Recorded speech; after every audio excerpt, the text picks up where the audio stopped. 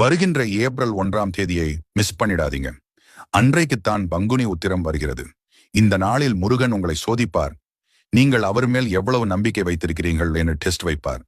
எவ்வளவு கஷ்டம் வந்தாலும் இந்த ஒரு விஷயத்தை மட்டும் செய்யுங்கள். இந்த நாளில் என்ன செய்யலாம் என்று சொல்லுகிறேன். கவனமாக கேளுங்கள். அது என்னவென்று தெரிந்து கொள்ளலாம்.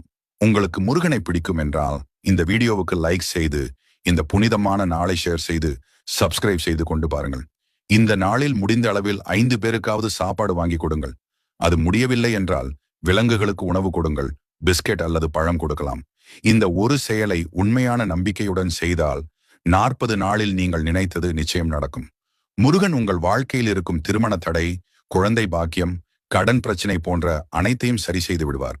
அடுத்த பங்குனி உத்திரம் வருவதற்குள் உங்கள் வாழ்க்கை முழுவதும் நல்ல மாற்றம் வரும்.